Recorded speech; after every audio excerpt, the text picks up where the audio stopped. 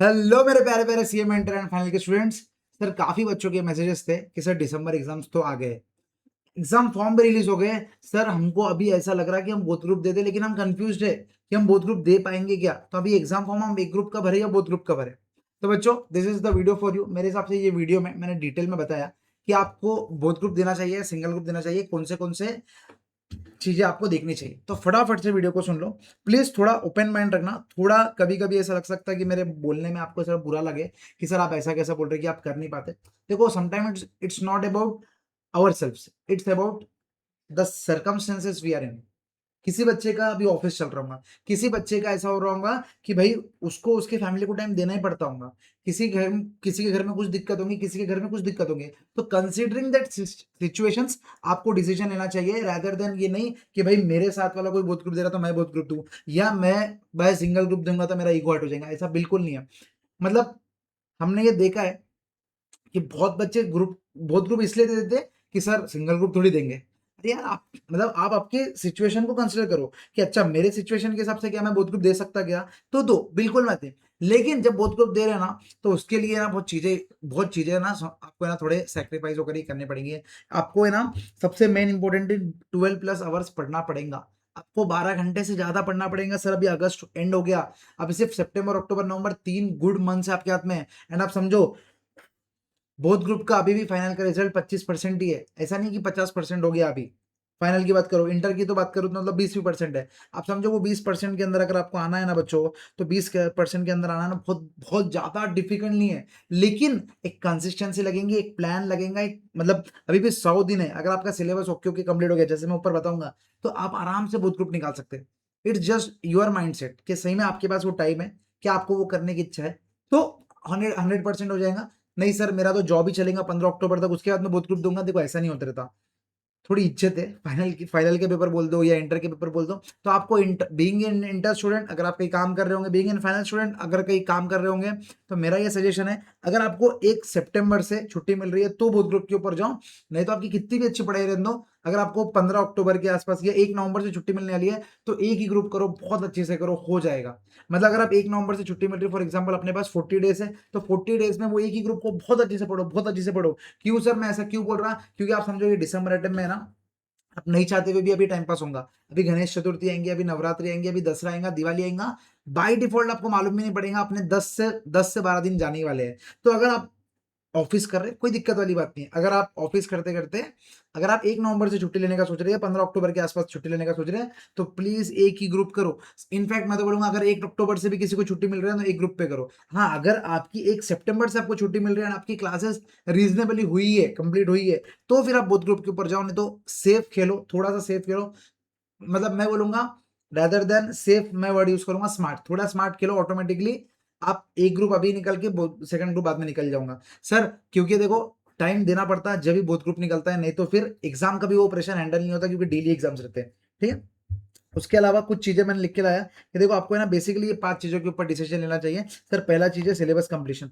क्या आप लोगों का सिलेबस जो जैसा मैं नीचे बताऊंगा उतना उधर तक टाइम पे कंप्लीट हो रहा। Sir second number of revision. Sir बेर मिनिमम जो सिर्फ जो बोथ ग्रुप दे रहा है ना उसको 2 रिविजन बेर मिनिमम लगेंगे।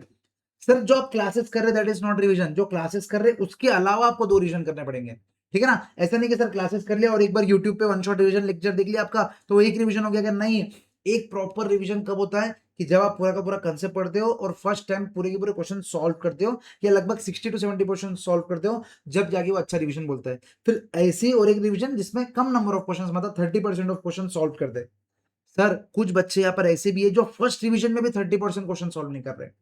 एंड उनको फिर एग्जाम में जाके सर फॉर्मेट याद नहीं आया, सर मेरे को पूरा क्वेश्चन याद था, मतलब वो एक आंसर एक पॉइंट याद नहीं आया, उसके बाद तो मेरे को पूरा आंसर आने ही वाला था। भाई वो एक पॉइंट याद करने के लिए, वो फॉर्मेट याद करने के लिए, स्पीड, आपको कैलकुलेशन की स्पीड लाने के लिए अभी सॉल्व करना पड़ेगा। आप ऐसा नहीं कर सकते कि इधर क्वेश्चन खुला है इधर आंसर खुला है, अच्छा ये सही है, हाँ इसके बाद तो ऐसे ही आया, ऐसे ऐसे नहीं। अभी आपके पास टाइम है। ये सब चीजें अक्टूबर नवंबर में की जाती है ऑडिट, अभी अगस्त सितंबर में आपको सॉल्व करना है। बहुत ही ज्यादा इजी क्वेश्चन है तो छोड़ो, नहीं तो मतलब ऐसा रफ सॉल्व करो। अच्छा इसका 25 है, इसका परसेंटेज ये है, ये इसका, अच्छा ये इसका प्लस इसका अपन 50% टैक्स करेंगे तो इसका वैल्यू आया, इसके बाद ये आया। हाँ ठीक है चलो हटाओ सेकंड क्वेश्चन। ऐसा एटलीस्ट ऐसा तो भी सॉल्व करो। मैं ऐसा नहीं बोल रहा कि आपको पूरा लिखने का है कि हेल्थ एंड मतलब ऐसा नहीं लिखने का है कि हेल्थ एंड एजुकेशन से 4%, 3%, ऐसा नहीं लिखने का है। बस लिखो तो भी हाँ 4% से इसका ये इसका ये खुद से कैलकुलेट करो, सोल्यूशन देख के आपको जमेगा ही जमेगा। प्लीज ये चीज को अभी समझो, नहीं तो अक्टूबर नवंबर में या एग्जाम के बाद आपको रियलाइज होगा यार मैंने पढ़ा तो था सर, मैं 6 महीने से पढ़ रहा था फिर भी फेल क्यों हुआ, क्योंकि आप गलत पढ़ रहे हो, क्योंकि आप गलत पढ़ रहे हो बच्चों। This is clear. Third sir test series, आंधी आ जाए तूफान आ जाए, सर एक ग्रुप दे रहे बोथ ग्रुप दे रहे, सर मैं वर्किंग के साथ बोथ ग्रुप दे रहा, मुझे नहीं मालूम, लेकिन आपको टेस्ट सीरीज देनी पड़ेगी। मतलब मैं आपको बता नहीं सकता कि what are the n number of benefits you will get if you give test series. ठीक है, आप समझ रहे आप जब टेस्ट दोगे ना आपको समझेगा, अच्छा ये भी होता है क्या, अच्छा ये भी हो जाता है, अच्छा टाइम भी मैनेज करना होता है क्या, अच्छा अरे यार मेरे को लगा था कि ये टॉपिक मेरे को आता नहीं आता, लेकिन मेरे को लगा था कि ये टॉपिक बहुत अच्छे से आता लेकिन इसका फॉर्मेटिंग नहीं जमती। तो जब अगर आप जब टेस्ट दोगे ना तो आपको समझेगा कि आप किधर किधर परफॉर्मेंस आपकी लो है, तो उस हिसाब से आप नेक्स्ट डिवीजन में परफॉर्मेंस इंप्रूव करोगे। तो इसलिए आपको ये 10th नवंबर के पहले देना है। 10th November is the final day जहाँ पर आपको फुल मॉक टेस्ट पेपर देना है। अगर आप चैप्टर वाइज देना चाहते हो, ये देना चाहते हो, जैसे मैंने एससीएम और इंटर के लिए कॉस्टिंग के लिए भी लेके आया, मैं स्नेहा मैम सीएफआर के लिए भी लेके आया chapter wise test series, enrol करो उसमें, मतलब फ्री है वो वैसे भी, एनरोल करो उसमें, 2 टेस्ट दो, आपको समझेगा कि अपन किधर पानी में है कितने पानी में, आप समझे। यस सर, अगर आप वर्किंग में हो या नॉट वर्किंग में हो तो उस हिसाब से प्लीज डिसीजन लो। मैंने आपको बताया जितने बच्चे जितने भी लोग वर्किंग में हैं उन्होंने कैसे डिसीजन लेना चाहिए, और जो नॉट वर्किंग में है, मतलब जो घर पे पढ़ाई कर रहे हैं, भाई तुम लोग तो 12 घंटे 13 घंटे के नीचे पढ़ रहे हो ना, तो मतलब लाइक ही नहीं है तुम्हारी फिर बोथ ग्रुप की। अगर तुम घर पे बैठ के भी सिर्फ पढ़ रहे हो एंड ठीक है, तो आपने कम से कम 12-13 घंटे पढ़ने को ना, उसके अलावा एक दिन में उसके नीचे नहीं जाने को ना। मैं आपको क्यों इतना फोर्स करके भी बोल रहा, क्योंकि आप समझो आगे फेस्टिव सीजन आने वाला है, कहीं ना कहीं टाइम पास होगा ही। ठीक है, एंड अगर आप जब देखो एज ए स्टूडेंट मैं आपको बता रहा, एज ए टीचर भी जब हम ये सोचते हैं कि आज ये करना है ये करना है ये करना है ये करना है, हम जब 10 टास्क लिखते हैं ना तो 7 से 8 टास्क हमारे भी उतने ही होते हैं, 1-2 टास्क रह जाते हैं टाइम बिंग के हिसाब से। तो आप अगर 7-8 घंटे के टारगेट बनाओगे तो भाई पढ़ोगे 5-6 घंटे।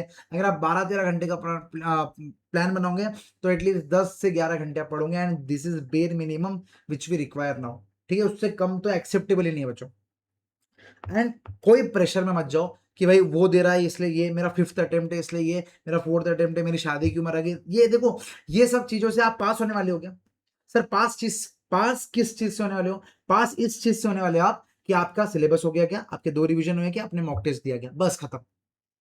आईसीएमआई को घंटा संबंध नहीं है कि आपकी शादी नहीं हो रही या आपको 4 अटेम्प्ट हो गए या आपको घर पे फाइनेंशियली सपोर्ट करना है, नहीं ऐसा नहीं होते। तो आप समझो ये सब चीजों को एज अ इंटेंजिबल एसेट आप यूज करो आपकी पढ़ाई बढ़ाने में। आप समझ रहे, घर पे प्रेशर है, पढ़ूंगा मैं 12 नहीं 13 घंटे पढ़ूंगा, समझ रहे क्या, 6 घंटे सोऊंगा, इनफ है, 6 घंटे सोऊंगा, 7 घंटे सोऊंगा, कोई इंस्टाग्राम में सब बंद कर दो, कोई दिक्कत वाली बात नहीं है, सिर्फ यूट्यूब चालू रखो, टेलीग्राम के कुछ पेजेस चालू रखो, कोई दिक्कत वाली बात नहीं है। यूट्यूब सीरीज कोई यूट्यूब पे अदर वीडियो देखने का नहीं, लंच करते करते तारक मेहता नहीं देखने का है, लंच करते करते कोई रिविजन लेक्चर सुनो, क्या होगा ज्यादा से ज्यादा आप कि आपका माइंड डाइवर्ट नहीं होगा तारक मेहता देखते देखते।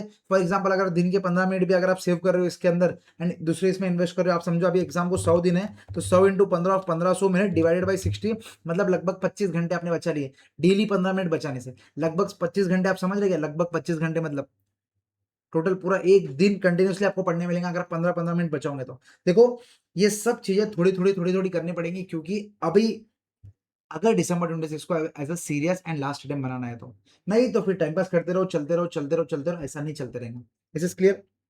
क्लासेस अगर आपकी पेंडिंग है तो लगभग ये टारगेट रहना चाहिए, जितने बच्चे बोथ ग्रुप दे रहे हैं 30 सितंबर तक आपके क्लासेस खत्म, जितने बच्चे सिंगल ग्रुप दे रहे हैं उनका 21 अक्टूबर तक, क्योंकि उन्होंने ऑब्वियसली जून अटेम्प्ट के बाद क्लासेस चालू होंगी, जून अटेम्प्ट के बाद उनकी क्लासेस चालू हुई होंगी, तो 21 अक्टूबर को उनकी क्लासेस कंप्लीट हो जानी चाहिए। क्लियर। एंड सर उसके बाद 21 अक्टूबर से 10 नवंबर तक अच्छे से पढ़ेंगे, 10 नवंबर को फुल मॉक देंगे, 10 नवंबर से लगभग अगर 4 पेपर है तो 10 से 18 तारीख तक आप मॉक देंगे अल्टरनेट डे। एंड फिर देखो ये जो लास्ट पैच है ना दैट इज फॉर इंप्रूवमेंट, आपको समझेगा कि यार 100 मार्क्स का जब मैं पेपर दे रहा था तो मेरे से क्या गलती हुई क्या गलती नहीं हुई। ठीक है, एंड जिसकी क्लासेस ऑलरेडी डन हो गई, ठीक है, अभी आपका पहला या दूसरा रिविजन चालू होगा। आप ऐसा प्लान करो जो अभी अभी जैसे फॉर एग्जाम्पल 24-25 अगस्त से 5 अक्टूबर तक complete comprehensive revision, complete revision, detailed revision, हर एक चीज कर लो, लिख लिख के करो, कोई घाई नहीं है कि ये डेट पे करना है ये डेट पे करना है। देखो मैंने लगभग बहुत अच्छा टाइम गैप दिया आपको, अगस्त के 5 दिन, सितंबर के 30 दिन और इसके 30 दिन, मतलब पूरे लगभग 40 दिन है आपके पास अभी। आराम से जो पार्ट नहीं आता वो अभी कर लो, समझ रहे सर, बाद में नहीं होगा, बाद में सर सिर्फ रिवीजन रिवीजन रिवीजन रहेगा। तो 5 अक्टूबर तक ये हो जाएगा सर। 5 अक्टूबर से 10 अक्टूबर तक 10 नवंबर तक एक बढ़िया कॉम्प्रिहेंसिव नेक्स्ट रिवीजन, 10 नवंबर को फुल सिलेबस। सर अभी यहाँ पर आप दे दो सर जितने आपको चैप्टर वाइज देना है, जो सब्जेक्ट आपको ऐसा लगता है कि सर मैंने लास्ट टेस्ट में मैं एसएफएम में फेल हो गया था, एसएफएम की मॉक टेस्ट दो, यहाँ पर चैप्टर वाइज दो, एसएफएम पे ज्यादा टाइम स्पेंड करो। एंड आपका अभी वैसे भी कुछ प्लान चल रहा होगा जो 5 अक्टूबर तक आपको चलाना चाहिए, मतलब रिवीजन ऐसे करने चाहिए 5 अक्टूबर से 10 नवंबर तक सेकंड रिवीजन। एंड आप समझ रहे मॉक, आप समझ रहे क्या, पूरे वीडियो में मैंने दो चीजें कॉमन क्या रखी, सिलेबस कंप्लीशन, दो रिवीजन। मैंने ऐसा नहीं बोला कि अगर आप बहुत ग्रुप दे रहे तो एक रिवीजन से काम हो जाएगा, नहीं होगा भाई। एंड दो comprehensive revision, total revision. Clear? Yes sir, बेर मिनिमम जिसको बुथ ग्रुप का देना है ना, तो आप ये सोच लो अगर आप ये कर सकते हैं ना तो आप कर सकते हैं, अगर आप ये कर सकते हैं ना कर सकते हैं, आप वर्किंग हो वर्किंग नहीं हो मैटर नहीं करता। ठीक है सर, एक फुल मॉक टेस्ट आपको देनी है 100 मार्क्स की, दिस इज मैंडेटरी, आपको देना है सर। दो मिनिमम रिवीजन चाहिए, जैसे मैंने बताया डिटेल रिवीजन, मतलब कम से कम पूरा सिलेबस, मतलब पूरे चैप्टर्स का कंसेप्ट देख रहे हो और पूरे क्वेश्चंस नहीं तो टिक्ड क्वेश्चंस तो भी अपन देख रहे हैं, और जो क्वेश्चंस अपन नहीं देख रहे उसको एक दिन अपने को बहुत अच्छे से आता है वो क्वेश्चन। वैसे दो रिवीजन कर रहे हैं, 12 आवर्स प्लस स्टडी कर रहे हैं, ऑब्वियसली वर्किंग रहेंगे तो ये हो नहीं पाएगा। And solve now, don't just audit the syllabus. अभी आपको सॉल्व करना है, ऑडिट नहीं करना है। आपको ऐसा लगेगा कि आपने रिवीजन कर लिया, लेकिन अगर आप सॉल्व नहीं करोगे ना, आपको मतलब बाद में रियलाइज होगा यार कैसे कंप्लीट करूंगा मैं। समझ रहे क्या, मतलब कैसे कंप्लीट नहीं, सॉरी कैसे याद आएगा ये, आपको एग्जाम में याद नहीं आएगा अगर आप अभी खाली ऑडिट करते हुए चलोगे तो। ऑडिट एज इन अच्छा देखते देखते, अच्छा ये चाहिए, अच्छा ये चाहिए, सर ने बराबर सॉल्यूशन सॉल्व किया, अपन सिर्फ कैलकुलेटर पे उंगलियां घुमा रहे नहीं, अपने को पेन पेपर लेके लिखना पड़ेगा, लिखना पड़ेगा। समझ रहे, आप ट्रांसपोर्टेशन की प्रॉब्लम कर रहे हैं, असाइनमेंट की प्रॉब्लम कर रहे हैं, नेटवर्क एनालिसिस कर रहे हैं, डायग्राम बनाओ। ऐसा नहीं कि भाई हाँ ये वाला सही है, इसके बाद ये हुआ, इसके बाद ये होगा, नहीं, खुद से बनाओ नेटवर्क एनालिसिस। अच्छा ये, अच्छा ये, अच्छा ई इधर है, ई इसका ये है, एल इसका ये है, तो स्लैक कितना रहेगा। आप समझ रहे क्या, ये ऐसा खुद बनाओ, गलतियां होंगी, गलतियों से सीखोगे। Is is clear? तो इस हिसाब से आप आपका डिसीजन लो। देखो as a teacher n number of students ये वीडियो देखते हैं, तो मैं ऐसा ये नहीं बोल सकता कि नहीं आप बोथ ग्रुप कर लो, नहीं आप सिंगल ग्रुप करो। मैंने आपको बताया कि ये फ्लैक्स आपको जज करना है, आपको समझना है कि आप बोथ ग्रुप कर सकते हैं या सिंगल ग्रुप कर सकते हैं।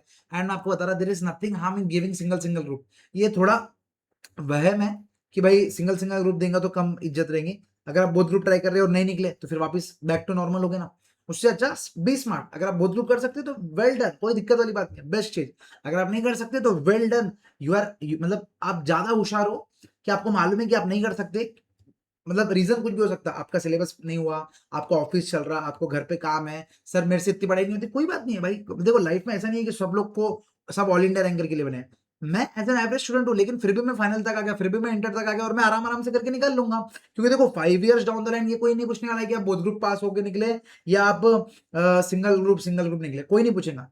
लोग ये पूछेंगे कि भाई तुम्हारा काम कितना था, तुम काम कितना अच्छे से कर सकते हो, बस। तो अगर अपना ऐसा है कि भाई सर मेरे को डिपेंडिंग अपॉन माई सर्कमस्टेंसेस एक ही ग्रुप देना चाहिए, परफेक्टली फाइन, मैं आपको बता रहा परफेक्टली फाइन। मैं खुद फाइनल्स एक एक ग्रुप करके दिया था और एक एक ग्रुप करके निकला, पास हुआ, क्योंकि मेरे से इतना प्रेशर हैंडल ही नहीं हो रहा था कि मैं बहुत ग्रुप का दूं। एग्जाम के टाइम पे इतना प्रेशर मेरे से हैंडल नहीं हो रहा था, मैंने फर्स्ट अटेम्प्ट देख लिया था, उसके बाद मैंने सेकंड अटेम्प्ट में एक ग्रुप दिया, नेक्स्ट अटेम्प्ट में एक ग्रुप दिया, निकल गया। आज मैं आपके सामने सी हूं, तो आप मेरे को ऐसा जज कर रहे हैं, नहीं प्रणय सर ने सिंगल सिंगल दिया, मैं इनका वीडियो नहीं देखूंगा। अरे भाई that doesn't matter in the long run, मैं आपको वही बता रहा हूं। तो अगर आप सिंगल ग्रुप देना चाह रहे, good decision, go for it. लेकिन सिंगल ग्रुप में भी ऐसा नहीं कि सर 6 घंटे पढ़ेंगे, पढ़ना बहुत अच्छा है, आपको 7 से 8 घंटे की पढ़ाई आराम से लगेंगे अगर सिंगल ग्रुप भी दे रहे तो। अगर वर्किंग कर रहे तो, नहीं वर्किंग कर रहे तो 12 घंटे कुछ भी पढ़ो, ठीक है। अगर सिंगल ग्रुप दे रहे तो ऐसा टारगेट बनाओ कि हर इसमें एग्जाम्शन है, एटलीस्ट बाद में जान के लिंक्डइन पे फ्लॉन्ट तो कर सके अपन कि नहीं भाई I got exemption in all the 8 subjects. भले आपने अलग अलग अटेम्प्ट में दिया, लेकिन मेरे को एग्जाम्शन सब में आया। आप समझ रहे क्या, जो बच्चा बोथ ग्रुप पास किया उससे ज्यादा और आपका हो जाएगा अगर आपको सब सब्जेक्ट में एग्जाम्शन आ गए तो। कीप योर टारगेट सेट्स, ऐसा। ठीक है दोस्तों, सो मेरे हिसाब से मैंने जस्टिफाई करा कि आपको क्या लेना चाहिए, सिंगल ग्रुप बोथ ग्रुप, थोड़ा आपको क्लैरिटी मिली होगी। अगर फिर भी आपको ऐसा लगता है कि sir you are little confuse कि क्या आपकी सिचुएशन कुछ अलग है, तो कोई दिक्कत वाली बात नहीं है। Ask Pranay sir @gmail.com, ASK ask PRANAY Pranay sir SIR @gmail.com पे मुझे मैसेज करो कि सर ऐसे ऐसी सिचुएशन है कि मैंने क्या करना चाहिए, आप मुझे बताओ, तो मैं या मेरी टीम में से कोई भी मेंबर आपको रिप्लाई करेगा, एंड आपको बेस्ट रिप्लाई करेगा, क्योंकि यहाँ पर मैं जनरल एडवाइस दे रहा। आपको कोई स्पेसिफिक एडवाइस चाहिए तो ask Pranay sir @gmail.com is always there for you. Bye बच्चों, अगर चैनल पर नए हो तो सब्सक्राइब जरूर कर देना। एंड इंटर के लिए, फाइनल के लिए बहुत सारा कंटेंट अभी और आने वाला है ये चैनल पे, तो सब्सक्राइब करके जाना। यहाँ तक वीडियो को आए हो तो नालायक बच्चों लाइक करके जाओ, ठीक है, क्योंकि मेहनत लगती है, सोचना पड़ता है कि बच्चों को क्या बोले क्या नहीं बोले, टाइम लगता है। तो ये सबका यूट्यूब पे सिर्फ एक ही रिवॉर्ड है, आपका वीडियो आप लाइक जो करते हो बस वही रिवॉर्ड मिलता है। तो बस फटाफट से लाइक कर दो वीडियो को, मिलते हैं नेक्स्ट वीडियो में। Until that Pranay Gangan signing off. ध्यान रखना बच्चों, अच्छे से पढ़ाई करो, 12 घंटे नीचे मानने का ही नहीं अपने को अभी, ठीक है बच्चों, बाय बाय।